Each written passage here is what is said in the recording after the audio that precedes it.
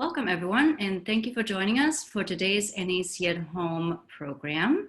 My name is Nadine Heidegger, and I'm the Director of Communications at the National Arts Club. For those of you who are not familiar with the National Arts Club, we are a 501c3 based in New York City with a mission to foster and promote public interest in the arts. Annually, we host over 150 free programs, including exhibitions, musical performances, lectures, and readings. To find out more about the National Arts Club, you can visit us at nationalartsclub.org, or you can find us on Facebook, Instagram, Twitter, and YouTube. Today, we're joined by Dr. Michele Harper, who will be discussing her best-selling book, The Beauty in Breaking, an account of her life in emergency medicine, which has been featured on Fresh Air, The Daily Show with Trevor Noah, and Weekend Edition. Today's discussion will once again be led by skilled moderator and host of the Brooklyn-based Page Turner's reading series, Glenn Raucher. Following the discussion will be a brief Q&A, so please feel free to use the Q&A function for any questions you might have. And without further ado, let me turn it over to Glenn. Please enjoy the program. Thank you very much, Nadine. Thank you, National Arts Club. Thank you, Rose from the National Arts Club and Riverhead Press for publishing this wonderful book. My name is Glenn Raucher. I'm the host of the Page Turner's reading series, formerly the Half King reading series. And we're very, very glad that you have chosen to be here tonight. Even in a pandemic, when it's hard to go out without it being fraught. In New York City, there are still 10,000 places that you could be. Actually, all over the country, there's 10,000 different places that you can be. And nobody involved with this event tonight takes for granted that you've chosen to be here with us. So thank you very much for that. Your reward is to have an evening with the author of The Beauty in Breaking, Dr. Michele Harper. As Nadine mentioned, we would like you to participate in this conversation by posting your questions in the Q&A function at the bottom of the screen. One request we make is that you shape your thoughts in the form of a question, and I will integrate those into the conversation we'll be having throughout the event. We may not be able to get to all of the questions, but we'll get to as many as we possibly can in the short time that we are all together. You can chat about the event, make comments that are not questions in the chat function at the bottom of the screen. You can buy a book tonight, the book, of course, Beauty in Breaking, from Books on Call NYC's bookshop.org page that will be shared in the chat of this event. Books on Call is New York's only exclusively off-site bookseller, and they've been handling events for the National Arts Club for years, including the National Arts Club at home events. All formats of the book that are available for sale. So thank you for supporting hardworking authors and hardworking independent booksellers with your purchase. And do remember, New York City has a 2-book minimum. You can get a book plate signed for this event. After you've made your purchase, Books on Call reach out to you. The book and the book plate will come separately, so please be patient on that front. And now on to our featured author. There are many elements in Michele Harper's wondrous memoir, The Beauty in Breaking, her story of becoming a doctor and becoming more herself in the process, that you would hope to expect from a doctor. A breadth and depth of knowledge, both scientific and humanistic, with a mastery of the language and jargon of her field, all the while making it utterly understandable, all brought to bear on her subject, a deep curiosity about how things work, don't work, and why, and what to do about it, and a rare empathy about humans in extremis.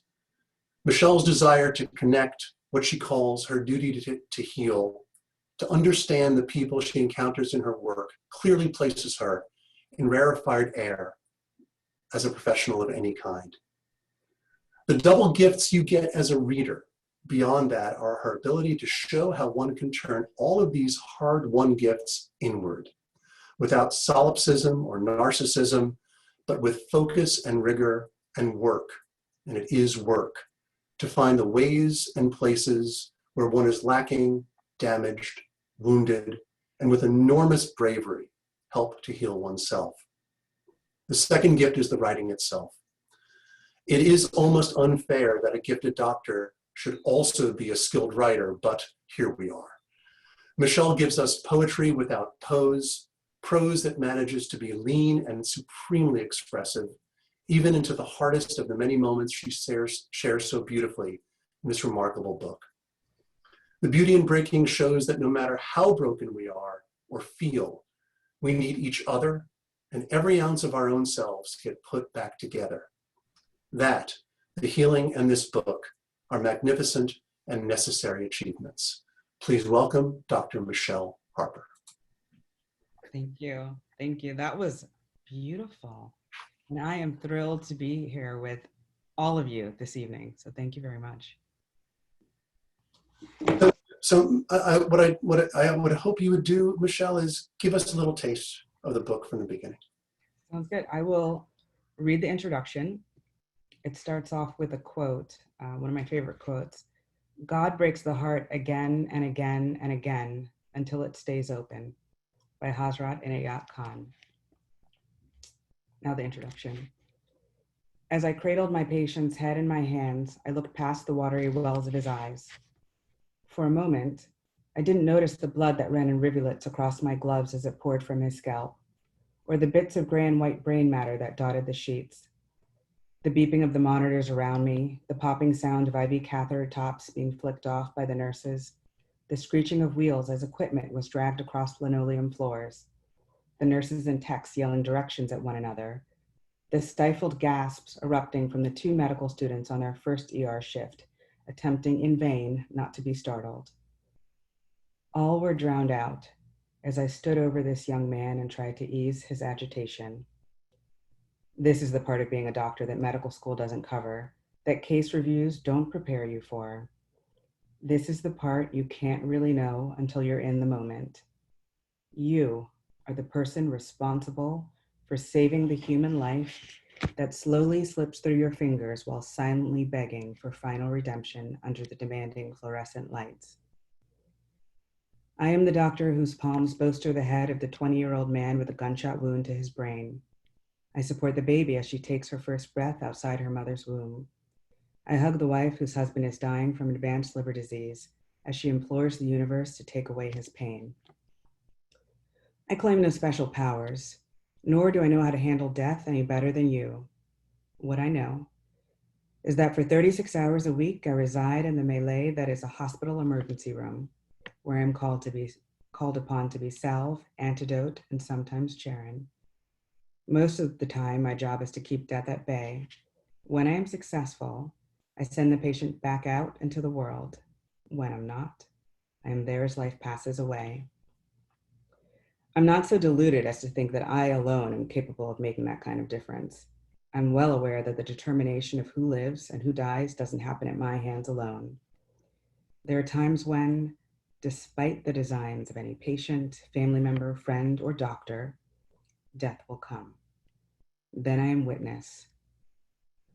What I can do is be the fairy woman who holds the body as the last breath escapes, the one who, like the night sentinel, calls out the hour and does her best to convey that all is well. Like everyone, I am in this world for only a brief time, and as for many, blessings abound in my life, and they abound amid the struggle, amid my struggle. Over the decades, I've learned to cultivate a personal state of stillness. As a child, that stillness grew from a dissociation I stumbled upon that allowed me to better endure life with a father who was a batterer and with a family legacy of victimhood.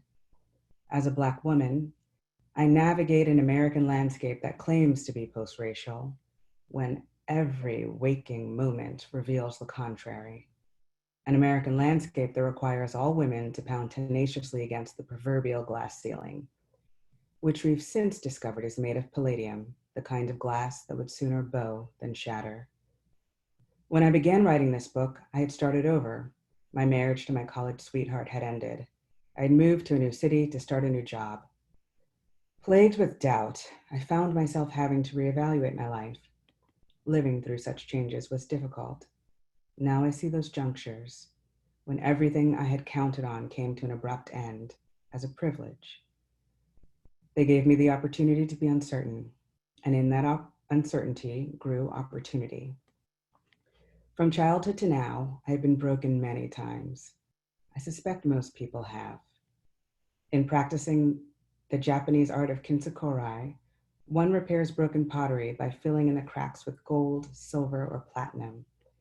The choice to highlight the breaks with precious metals not only acknowledges them, but also pays tribute to the vessel that has been torn apart by the mutability of life. The previously broken object is considered more beautiful for its imperfections. In life, too, even greater brilliance can be found after the mending. As an emergency medicine physician, I know how to be still for others. I know how to call down the gods of repose and silence, to take the measure of their power in the moments when I need it most, the stillness I inhabit as I pause, push, breathe, and grow. The stories I tell here will, I hope, take you into the chaos of emergency medicine and show you where the center is. This center is where we find the sturdy roots of insight that can't be windthrown by passing storms. In their grounding, they offer nourishment that can, should we allow it, lead to lives of ever-increasing growth. I had to find this center for myself as I took stock of experiences that were exceedingly painful, yet that ultimately filled me with the promise of a meaningful rebirth, a rebirth that is worth the surviving, worth the healing, worth the repair. Thank you for that, Michelle. That was beautiful.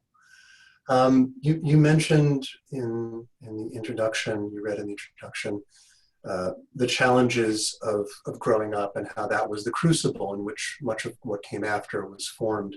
Mm-hmm. You grew up in Washington, D.C., yes? Yes. Mm-hmm. How did living there shape you, specifically in Washington, D.C.? You know, I grew up in Washington, D.C., in an upper middle class background at a time when there was so much diversity. And I was surrounded, I grew up in a predominantly Black neighborhood, all professional. And so that's what I was used to. And I am actually, that part of my life I'm grateful for, because it gave me a foundation in that respect where, as I went on, different parts of my education, and I speak about some of the discrimination and structural racism I faced later, I was grateful that I could draw from my experience in DC, where there was so much strength in the Black community there.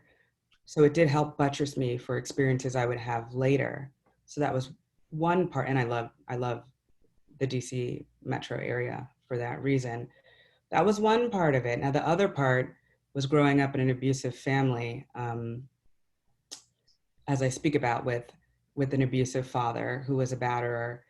And I always say that in many ways, I feel like that primed me to become an ER doctor, because there was danger at all times, and all I had was a snapshot. And I had to make a decision in that moment. Is this immediately life-threatening? Is it perhaps not? Can we get through it? Is it likely to blow over? So I cultivated a sense of that early. And I think that really informed the choices I made moving forward in terms of my career and how I look at healing. That helps me understand sort of what you gained from those moments. There's something that you wrote very early on in the book. So one line you wrote: "Security was perhaps the only thing I ever wanted and remained a long ungranted wish." Mm-hmm. Obviously, there's the reason because of the experience with your father in a house that never felt safe. How did that extend beyond where you lived and further on into your life? Well, at that moment when I was speaking about that, it really did have to do with my childhood. And I will say that because I find opportunity in anything, I never romanticize trauma or abuse, obviously, but I do see the beauty in overcoming it and healing from it and growing from it. You know, there were so many instances, for example, when my father was attacking my mother and my brother intervened to restrain him. And then my father bit my brother's hand. And I remember I was referring to one of these instances where that act was just so savage to me when I saw it and I saw the injury, and I knew in that moment that if someone I'm related to could do this to my other family member, I was going to have to see a way through this for myself. And when I went to places like the emergency department and I saw all manner of life there looking for their own salvation, whether it's someone who's coming in coding and EMS are pounding on his chest and he is an extremis and his family needs something. They need to know what's happening. They need to know if he's going to survive. They need their own help.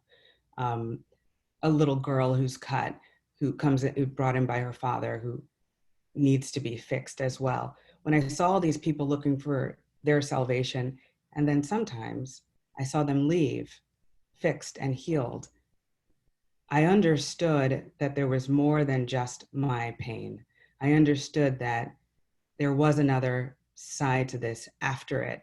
I also understood, which helped me greatly, that I wanted to be part of that. I wanted to be part of that safety net for other human beings. And I will tell you, having that knowledge that there was something after and that I could help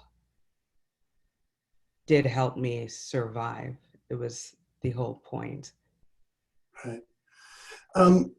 I believe it was after the incident you described that you had your first experience of an ER. Is that correct?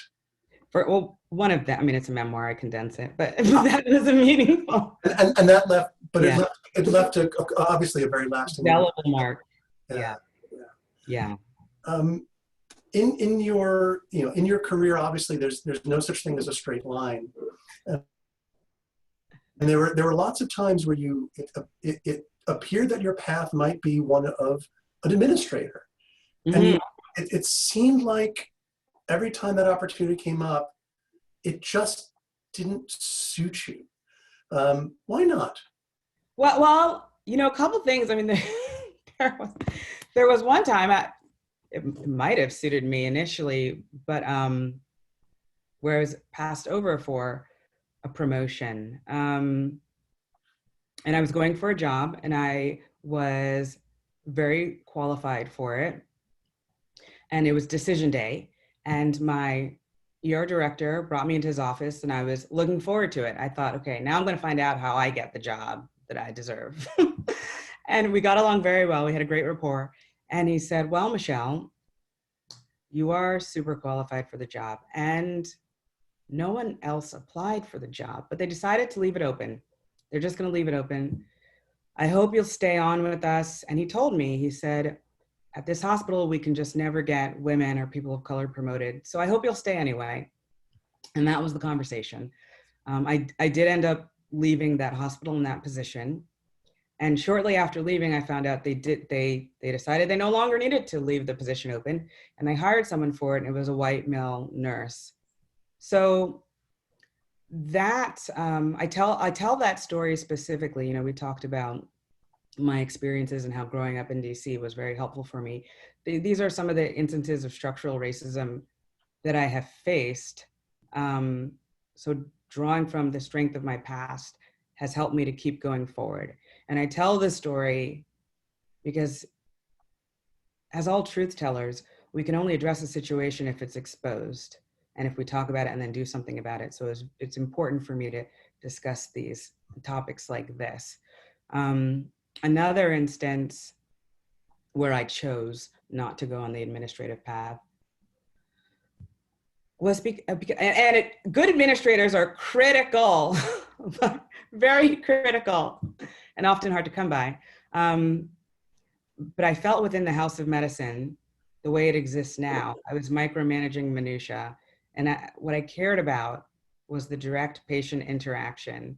What I also care about is creating structural change. And I have to tell you, at that point in my life, up to the present, I felt there were so many barriers to me creating change that I thought, well, sometimes you have to leave the institution and then dismantle it from the outside. And so here we are.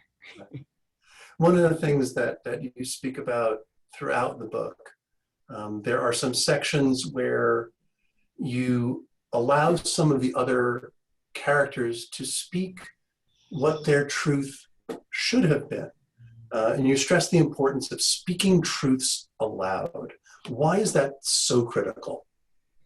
It's so important. You know, Tara Brach, one of my favorite spiritual leaders, I have a number of them, she's one of them, discusses the concept of radical acceptance, radically accepting a situation in order to feel through it, move through it. And I agree with that, but I start with radical honesty. And I have this guiding principle in my life of being radically honest, because we can't understand anything, we can't heal from anything unless we are first honest about it. And I'm seeing a lot of that going on, which I speak about difficult topics, but there's always they come from a seed of hope. Like right now, for example, what we're seeing in society, the protests that are happening, people, and I'm hopeful, which I think is more rooted in faith. I'm not always optimistic, that's true, but this seems different. I feel that this is a time when people want to openly discuss issues. They want to expose them. They want the tapes, they want the videos, they want to talk about it and address it honestly. And I feel that that is the only way towards healing and progress. So that's why I'm committed to it. You have an incredible interaction with a young man that you call Gabriel in the book, that sort of speaks to it. And there's a beautiful turn of phrase that you use. This is a young man who comes to you, who's been bullied. And you talk about an interaction, which I'll ask you to relate what happened with him, what you learned from it. And you talk about not accepting the comfortable lie. And how does that manifest in that story and beyond? Yeah, always choices where we can be complicit, aren't there? So this was a young man. I mean, he was a teenager who came in, who was bullied, and he was beaten up, had trauma. So I was evaluating him for that. And I was asking him about the circumstances of it. And in the emergency department, we are supposed to screen for certain high-risk violence and abuse. And I always do it.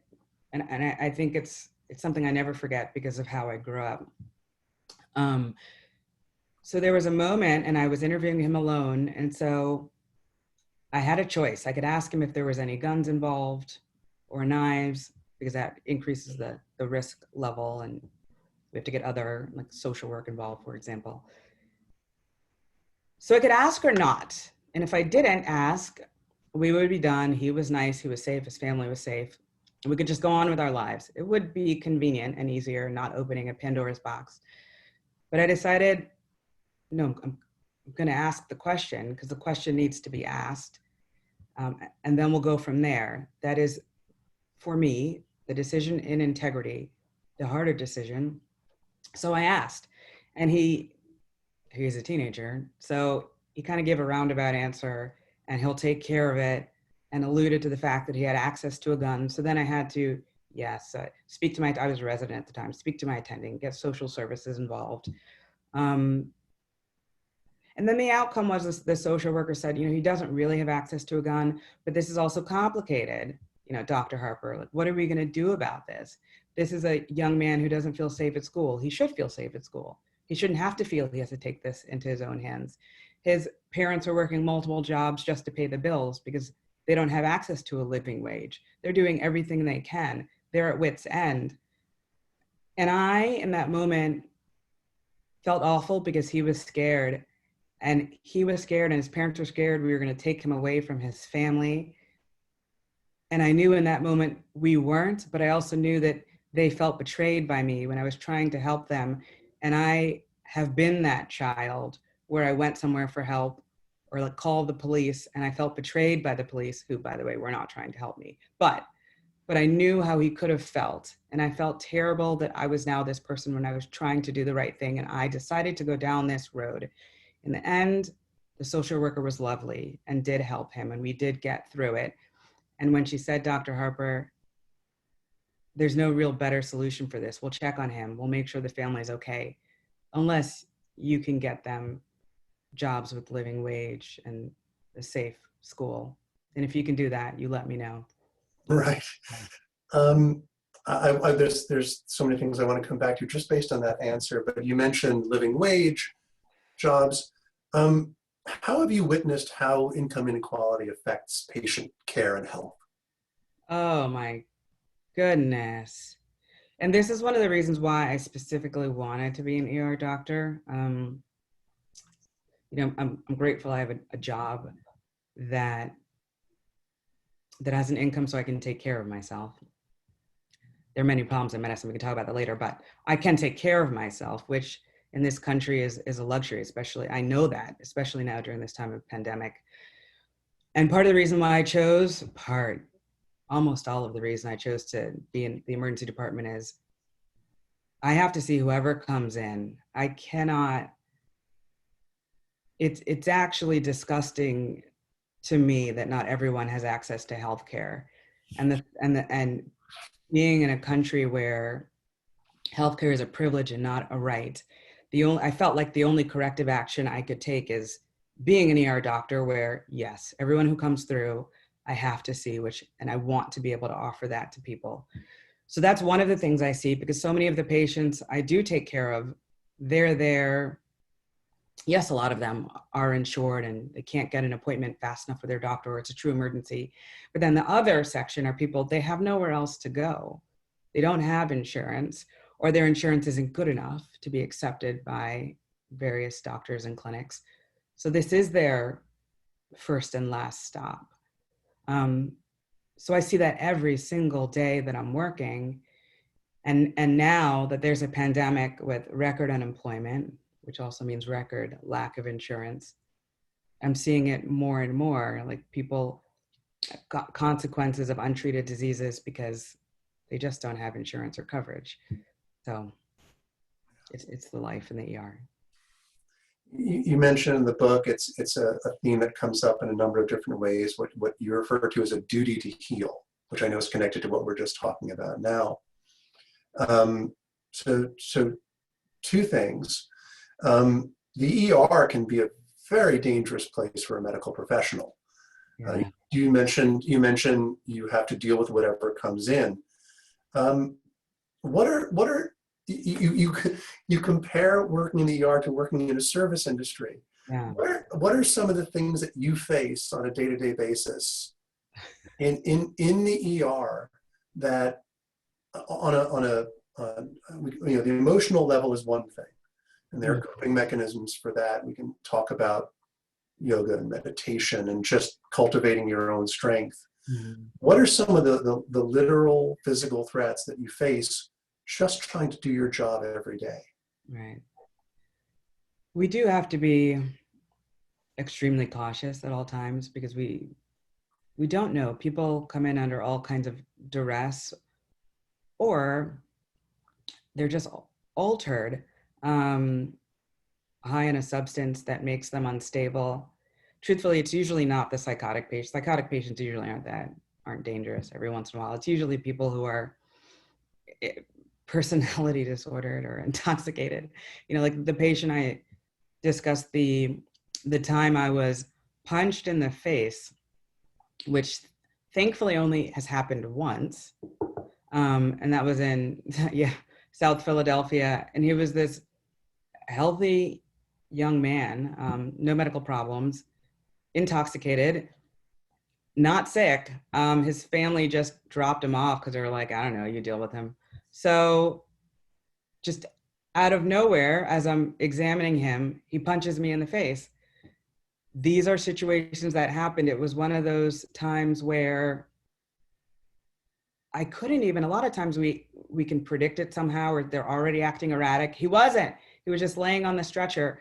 And so these are some of the dangers that often we can predict them and take precautions. And then sometimes we can't. And then of course, once it happens, we do what we can in terms of mobilizing security or restraining the patient using drugs.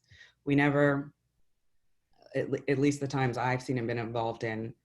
We are able to restrain people safely without anyone being killed. I think there are some other groups that could take a lesson from us. So, is it? I think that you mentioned, whether you mentioned in the book or you mentioned elsewhere, that you deal with people in extremis all the time and somehow never manage to kill one of them. right.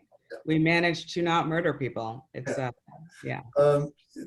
Along those lines, there's a story you relate that you call a man and his brother, you use the last name, the Spanos, Yeah. who really test your duty to heal. When you get someone in your world who, under any other circumstance, their behavior, the way they treat you, you'd consider odious, how do you work through that to the point where you just focus on the duty as opposed to what must be really roiling emotions? Right. It is challenging, but that's when I also just remind myself why I'm there. And there's different levels, right? Like, and sometimes there's a more prolonged interaction, which makes it difficult. You know, I had a patient fairly recently, months ago, but who came in so disrespectful to the tech, who was a person of color. And then when I come into the room, he's still disrespectful, yelling and screaming about how he had to get evaluated, like his leg was hurting him because he just had to beat up a Black person, and made a point of, this is an older white man, just making a point of how he has such a problem with Black people and how he had to like beat one up in the street. And the police said, oh, be careful, because if you beat him too badly, we'll have to arrest you. I mean, crazy interactions that are wildly inappropriate and revolting. He was fine. And I felt that the most therapeutic intervention for him was for me to evaluate him quickly, make sure he was fine and stable. But then boundaries are important.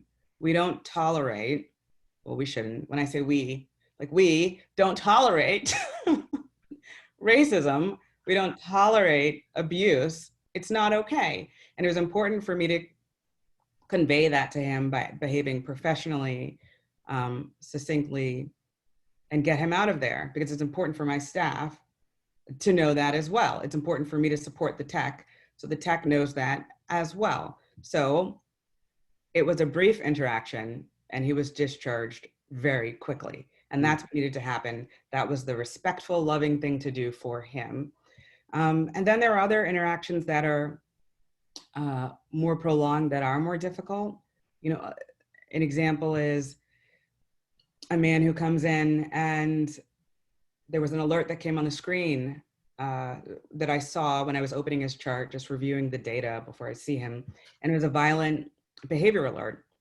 So in a previous visit, as a female physician was taking care of him, he assaulted her, he groped her. This was a sexual assault. And the note said, well, she stopped doing her procedure, and then a male physician took it over. So that is incredibly disturbing. And I hoped that the hospital took care of that. I hope that he was held accountable, and now he's back for whatever reason. Well, in the course of me taking care of him, well, first, because it says he was here for something really benign, not dangerous. I'll spare everyone the medical jargon. So I was like, well, it's a good time for me to go get some coffee. He can wait. And the 5 minutes I make my coffee. So I did. And I came back because I said, well, let me hurry up and see him, because while he could wait, I don't want other people to wait who might come in at any moment. So a couple minutes later, I see him. Well, turns out the triage note was completely incorrect. He wasn't there for that at all. And he did have a surgical emergency, which at that time, of course, we took care of it in an efficient manner. Everything else was put aside. And because I don't know who he was at this point. He wasn't there being abusive. He wasn't there for anything related to him sexually assaulting anyone in the department. That was not the issue. So what I had to do, yes, my anger at that was righteous, but it didn't have a place in that interaction then. So it was a good reminder to me of my mission and to not get distracted in that way. And you know what else reminded me of, because that was a big teachable moment for me. And I also thought that if this man, who I knew very little about, but if he was ever going to heal and grow and evolve, maybe this was an opportunity for him to do so. I mean, I thought to myself, was it lost upon him? You know, that day, every physician involved in his care was a woman. The first surgeon I spoke to, it was almost change of shift for the surgeons, was a woman who evaluated him. I circled back, the surgeon who took him to the OR was also a woman. The first doctor who made the call was a woman. Like, if he's going to grow, and I don't know if he may live and die a low life, but if he's going to grow, this could be his opportunity. So by me living in integrity in that moment, it was an offering as well to him and society and humanity that, you know, maybe, well, there'll be progress.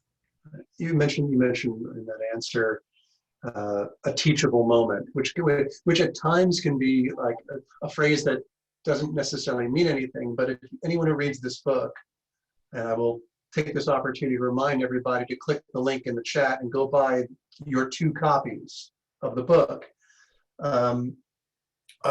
We've talked probably so far a lot about the breaking side of things.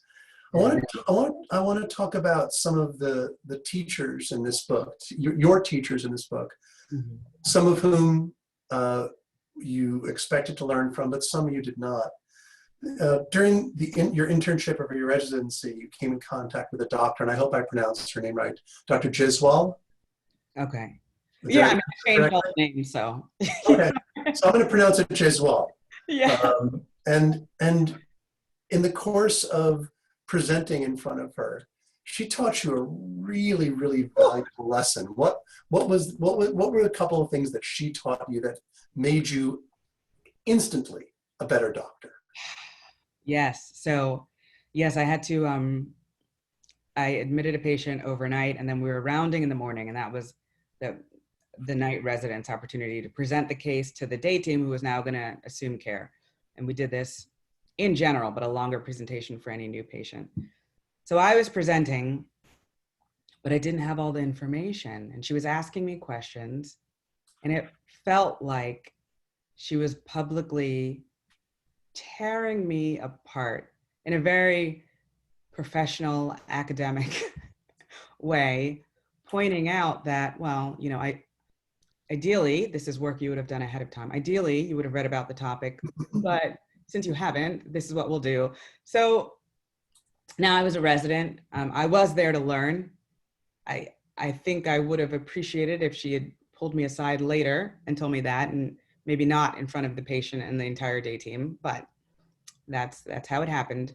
And I did learn from her that the history taking is key, that understanding the story is important, and that the elements have to be understood and it has to make sense.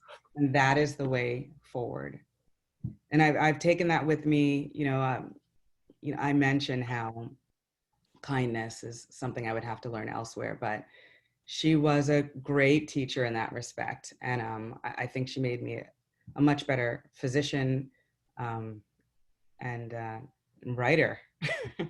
And maybe if she hadn't done it in front of other people, the lesson might not have stuck quite exactly. As much. Yeah, that's true. You also, unsurprisingly, I think anyone who thinks for a second about the interactions you have, there have been some patients who've given you wonderful, valuable lessons. There's someone in the book, a veteran, who you give the name Victoria Honor. Oh, yeah. And I believe you wind up giving her more of a psych consult, which was not your role at the time than you anticipated. What did you learn in that moment? Because that whole scene veers from understanding and mutual discovery to genuine righteous anger, without giving away too much of what goes on with this person. what did you learn from her in this interaction that you took forward? Yeah. And I'll just say a little bit of context. Sure, absolutely. Just a little bit. I was meeting her in the psychiatric part, and this gets back to the prior question of making the decision to not be complicit, because all I had to do, she was just there for medical clearance so she could go on, work with her therapist, get her next position, a doctor just saying, yeah, you're fine medically. And she was a healthy young Black woman. She was fine. My shift was ending. I was only seeing this one additional patient because just to help out my colleague who was now going to be on night alone with just a terrible backlog of patients everywhere. So I was seeing her easy. I turned around to leave because my shift was over. And I thought to myself, because she had mentioned a trauma she was healing from. And as I was leaving, I said to myself, oh God, I could just leave. But I felt like if I didn't ask her, I felt like something in there, like she wanted to discuss it or it'd be helpful. And I felt like I have to ask, because if I don't ask, I will be part of her silencing.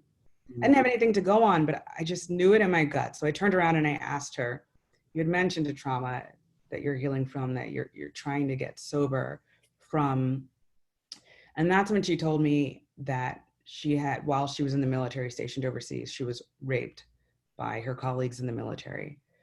And not only had they done this crime, because there's more than one person, done this crime against her body, her spirit, but then the military tried to ruin her career to take away her livelihood. Now she was healing, she was reassigned, her new group was, had corrected her record so she wouldn't lose her livelihood. And that's what we discussed. And I remember in discussing that, how she had expressed that she had never really told the whole story to anyone, and how I could see how she appeared lighter for doing so, at least in that moment, and better, and had gratitude. And for me, it felt important to be a person who said to her that what they did was wrong, to say that flat out, to be there to support her healing, because of course she's trying to survive and she needs to be able to do that. And then I also mentioned what I didn't say is that what they did to you was wrong, and the establishment that allowed them to do that to you was wrong, and that those of us who are able to need to use our privilege to change that establishment. Because I keep saying this, I say whatever the patient interaction is, me being good to one person in the moment, that's nice, but that's not enough. That's not justice. And so we spoke about spiritual matters and the reason for forgiveness, and that forgiveness condones nothing, that something in these men is tortured and so base, and that somehow in recognizing that, she can get to that point that her pastor talked about of forgiveness, which again condones nothing, but will just allow her to be free. And what concerned me was her freedom, because she deserved to have the life that is waiting for her. One of the things that really struck me about the way you deal with all of the patients you talk about in the book, and the way you deal with yourself, is how you really strive to integrate different sides of yourself. You mentioned that in the conversation with Ms. Honor, you felt something. Now you're a woman of science and reason and medicine, and yet over and over in the book there is this constant balancing and calibration of gut and intuition, not not against science and reason, but integrating with it to make you a better doctor and a better person. How in your practice in your life do you balance what we could call, for lack of a better term, traditional and non-traditional approaches? Yeah, and I think that my intuition has often been good to me, but I will say to, but I also say there are times when I may have a feeling about a situation or case, and then I also have to prove it to myself. So I'm not going to skip certain tests or, skip offering certain tests just because I have a feeling. So it depends on the context. And there are other times when I might find myself like the little girl, the toddler who was unresponsive. We thought it was just a febrile seizure. It's a seizure that little kids may have when they have a fever. It's usually fine and harmless and whatever. But I ordered an extra blood test, a liver. I didn't even realize I was doing it. I was just clicking off loud because she wasn't working out. So she wasn't waking up yet. So we had to get some tests. And I didn't need that liver test. I didn't. But then when I realized I clicked it, I couldn't unclick it. So I was like, whatever, I'll leave it. That's one of those things where maybe it was my intuition, but it's also not dangerous, not a big, just leave it. No need to fight with myself or overthink it. Plus I'm busy, so just leave it. And then I get a call. We did an x-ray. There was no pneumonia, but the radiologist said she had broken bones in different states, nothing new, but different stages of healing. And then the liver test came back elevated. And then it just was all coming together that this little girl wasn't waking up because she had a seizure. She was beaten and her liver tests were abnormal because their liver was bruised. And she ended up being transferred out because we didn't admit pediatric patients at that particular hospital. And of course she would need other tests to see if it's true or not, and CAT scans. But I did find out later that is what happened, that she was beaten and had bruising and bleeding of her liver and bruising of her brain. And so that's an example where I followed the intuition and it was safe enough to do so. And it facilitated the evaluation. Oh, I think you're silent. Yeah, I muted myself. I was typing and I want to be that guy who clicks keys really loud, annoys everybody. Sorry about that. A lot of the book, of course, is about outside the hospital. And you've also had to learn to provide yourself that balance outside of work, both in relationships. You mentioned you were graduating, I think, from your residency at Mercy as your marriage was falling apart.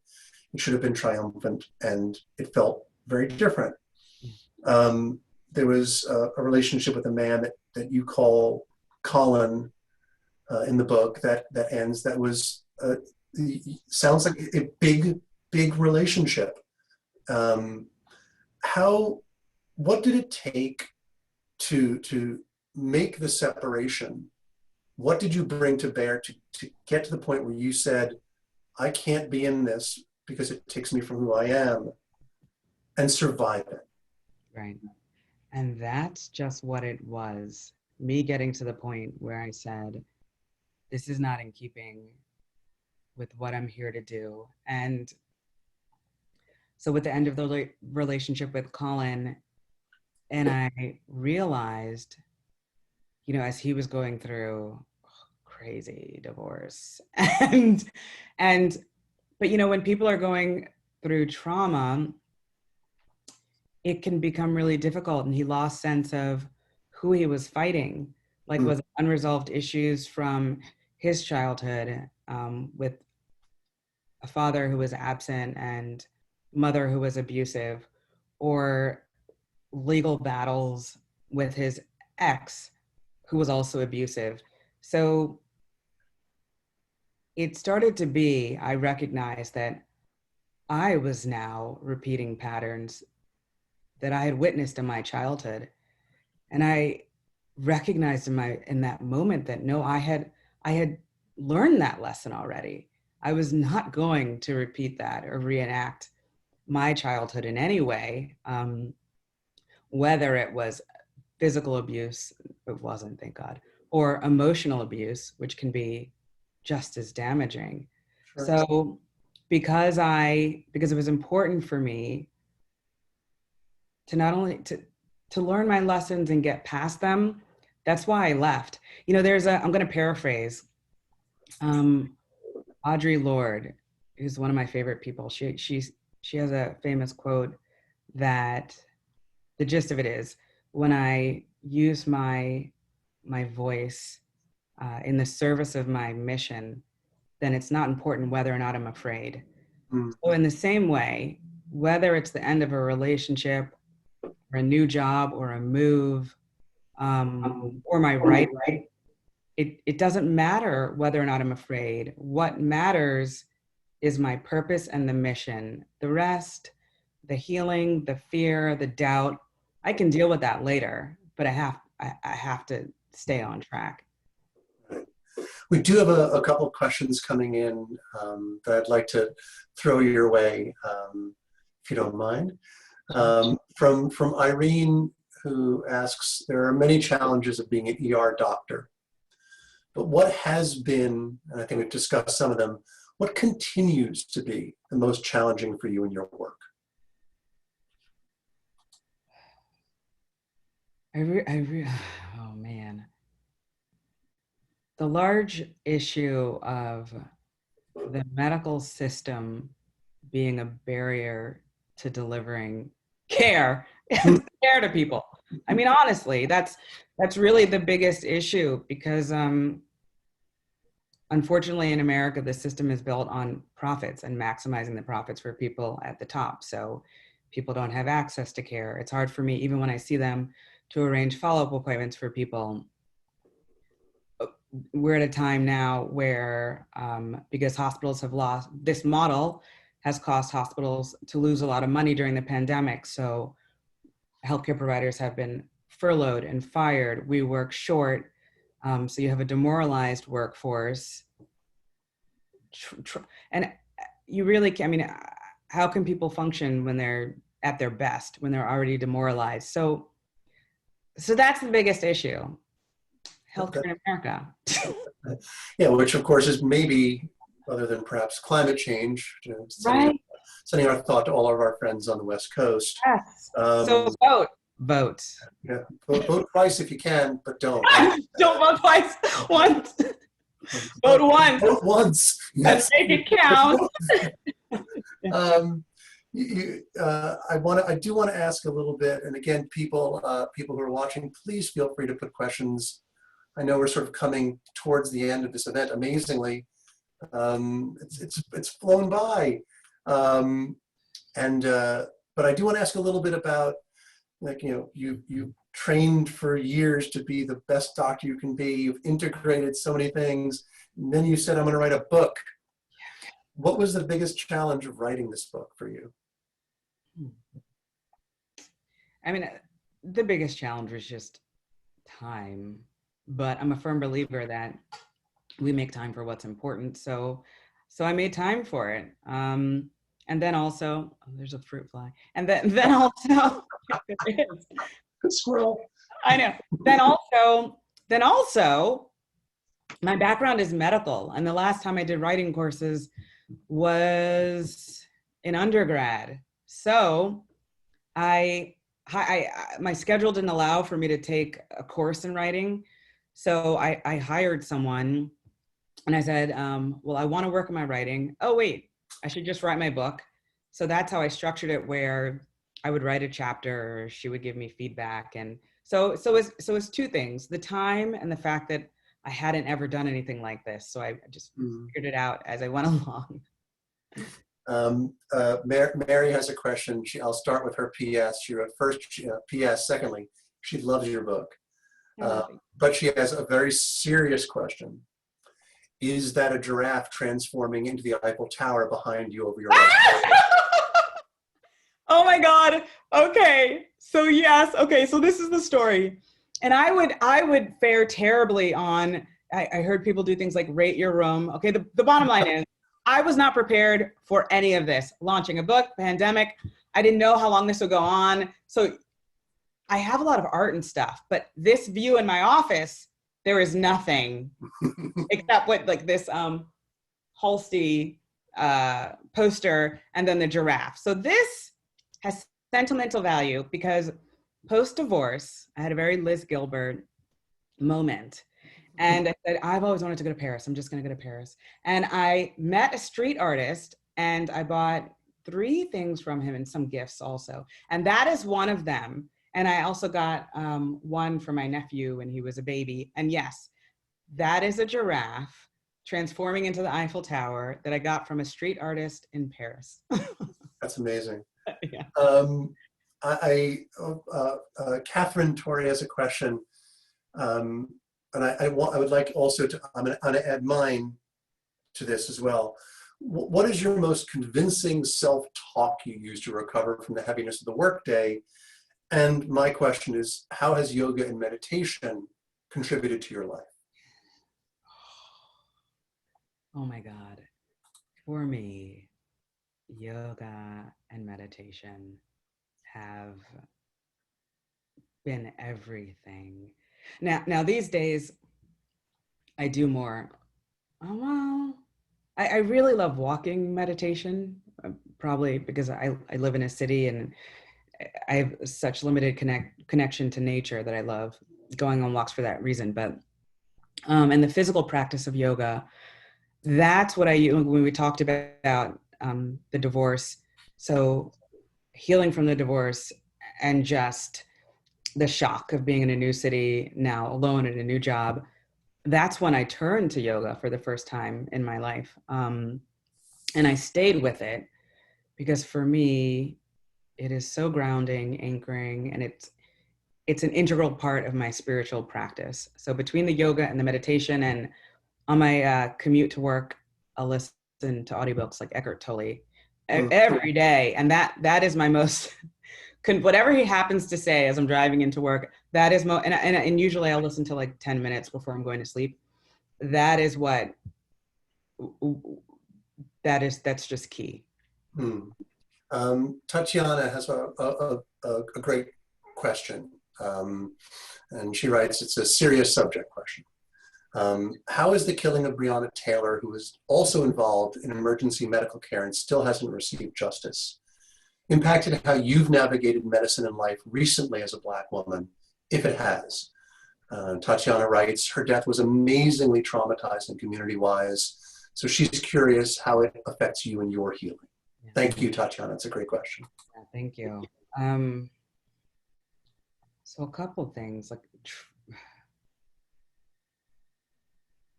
tragically, these are topics, I know they're in the news a lot now. They are topics that many of us have been grappling with for a long time. So while it may be news to some people, and I'm glad it is making headlines so we can address it and change it, you know, there's a reason why, like in my book, I speak about the police bringing in a Black man under arrest and they want us to force an exam on him. Like, I wrote that story years ago. We've been trying to address this before my time and now it's in the news in a major way. So I bring that up to say that I feel all of these things have been informing my practice from the beginning. And what I'm grateful for is now it's informing the behaviors of others because it's visible in ways that it hasn't been before. And when it comes to Breonna Taylor specifically, where there is still no justice. I know there was a settlement that's not justice. Yeah. I recently, I was continue to be very moved by that. And I wrote an essay recently that was in The Cut in New York Magazine, centered around the topic of police violence against women. And I mean, of course, it explores the issues of structural racism in policing and also in medicine. And I intentionally had that focus on violence against women and women's bodies because of Breonna Taylor. So yes, it's very important to me. It's powerful, and we have to do better. Just I do want to relate a comment. This is one where it's okay that someone didn't ask a question. Tishana Lewis, and just wanted to say, I'll read part of what she said, that she sees you and hears you and relates to everything as a young Black female working in the mental health field as an administrator. So Tishana, thank you for that. An attendee who did not put their name just says, what changes, I know we talked about sort of an honest answer, what do you want to change about the healthcare system? The one answer could be, well, everything. But specifically, she asked, what changes would you like to see in healthcare post-COVID? Post-COVID. So the changes I want to see now and post-COVID and forever, I want everyone to have healthcare. I feel like it should be a right, and it shouldn't be tied to employment. That's what I want. And then that would change many things about healthcare. I mean, there's other things we need. We need equality in hiring, because we can't have, 2% of physicians are Black women. That's a problem. That's not representative. So we need equality in hiring, so there's more diversity. We need more women, more people of color, more people from different financial backgrounds, different physical abilities. The list goes on. Equality in terms of payment. There shouldn't be a pay wage gap. That's insane. In promotions. So those are some specific things that I would like to see now and post-COVID and for forever. So everything, in other words. There might be something I left out. I don't. I mean, the problem, of course, is there is, because we can. I mean, I think we've actually talked in other conversations that we've had about the insanity that so much of what's happened in the past 6 months has sort of pulled the curtain back on things that we've just accepted or refused to engage with, or to use your language from the book. We've accepted a convenient lie, a comfortable lie, just so we could not have to deal with what is going to require massive structural change, and the pain of the privileged, which has not been something that this country has been willing to countenance since its founding and before. I do want to relate one more question about from our audience. Andrea wanted. Can I just say one thing? Of course. Just a hopeful thing, that when you say, ask what do I want to see post-pandemic, that is one. I mean, in the midst of all this pain and suffering and death, literally, and illness, one thing the pandemic has done is laid bare these deficiencies. And because we're at a time when people are wanting to be more honest and transparent, I see so much opportunity in addressing this. If we continue the discussions and we have the courage to act and we vote, see, again, full circle. Andrea wanted to ask, in your career now, do you have the opportunity to teach medical students, or are you involved in just patient care right now? Right now, it's largely clinical. We have some residents who come through. We don't have medical students. So I mainly have a clinical position right now. We'll see what happens moving forward. And of course, moving forward, I'll be doing more speaking, because I do feel that mentoring is, representation is critical. Mentoring is so important also. So I care about it, and I see being more active in that way. That relates to me to something that comes up in the book in a lot of different ways, sometimes directly right on, sometimes in the Emily Dickinson sense, telling the truth but telling it slant. You've experienced both very good and very bad leadership. How does leadership in the medical world, in the healthcare world, help you do what you do, but also at times keep you from doing it in the way you think would be best serving the people in your care?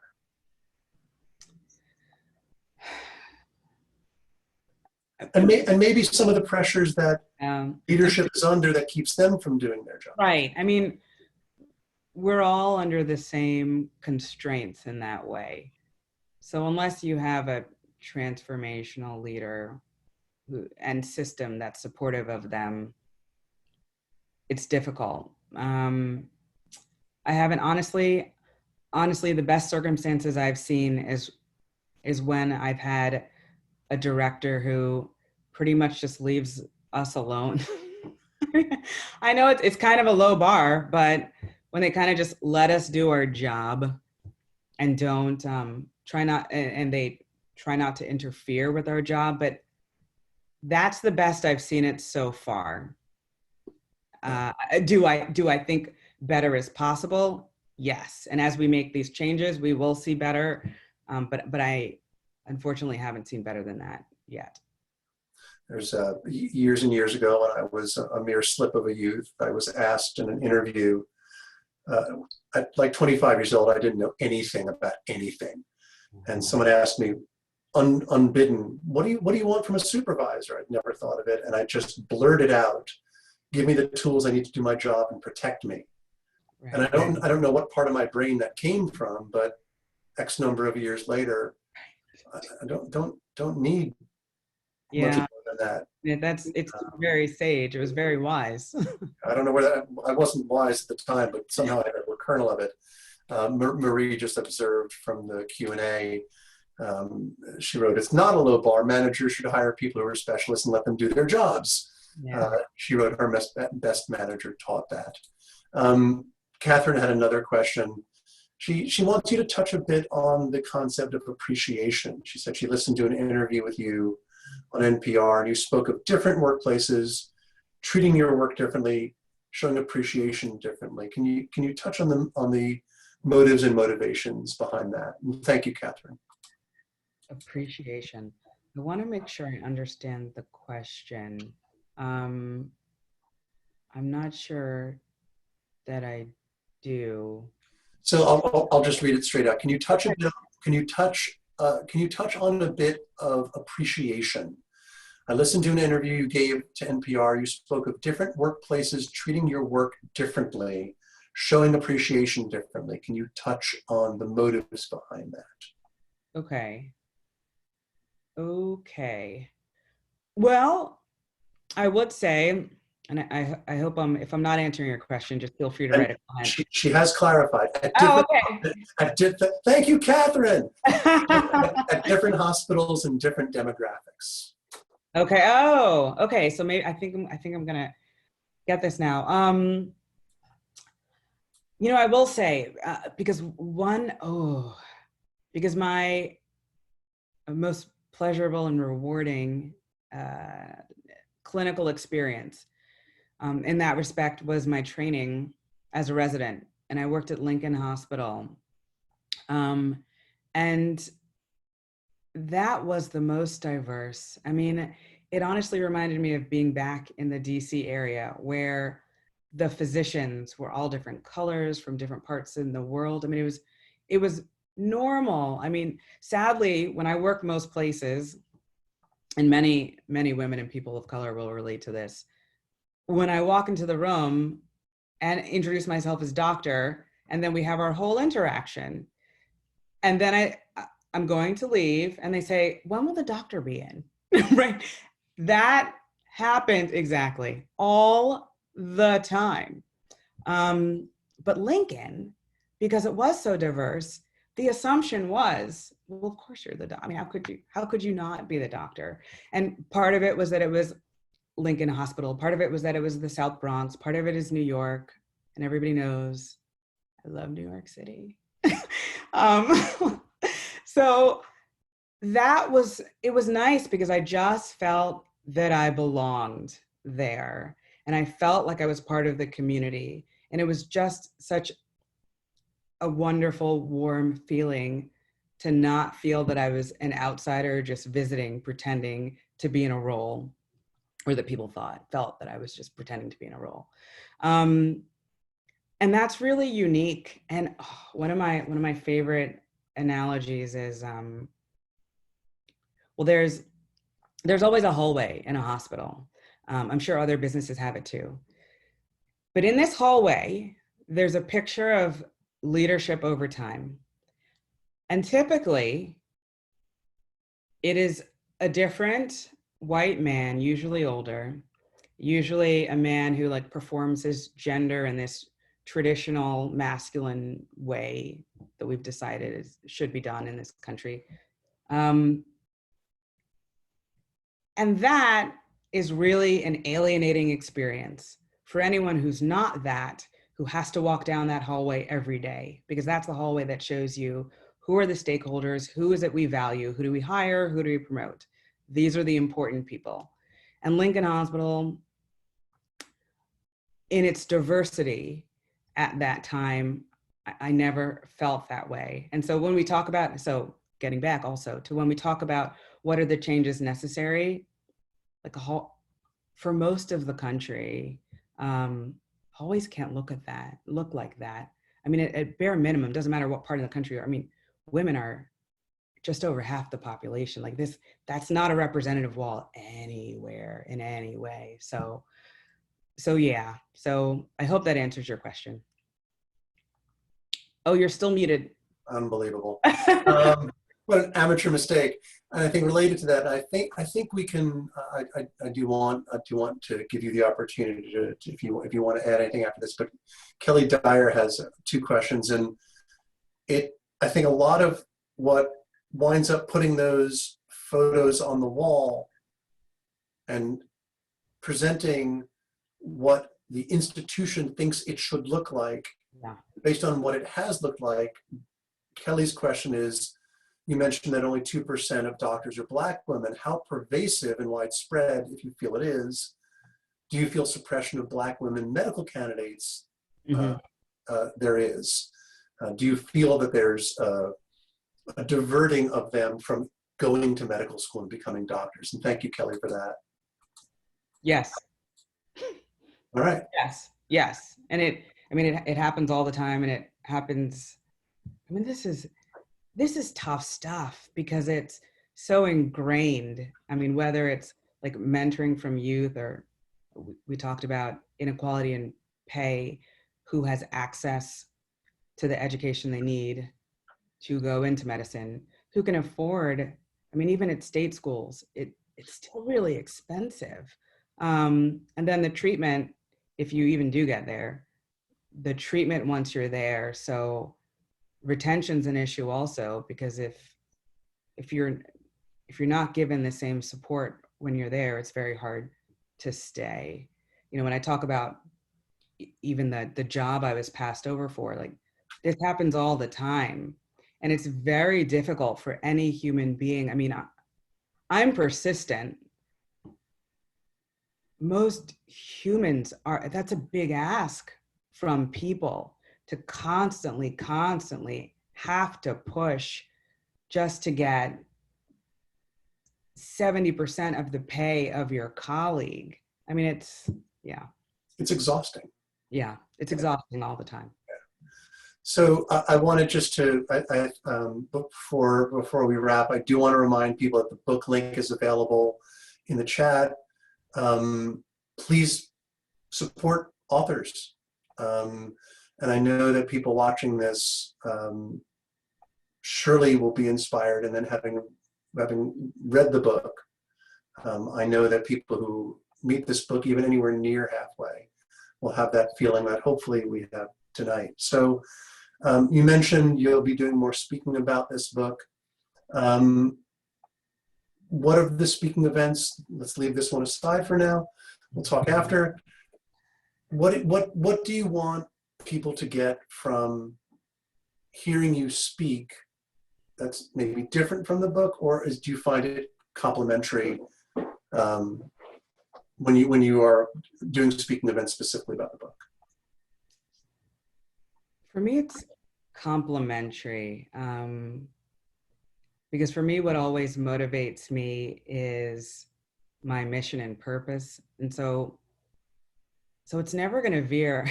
I feel like anything I do is never really going to veer much from that. So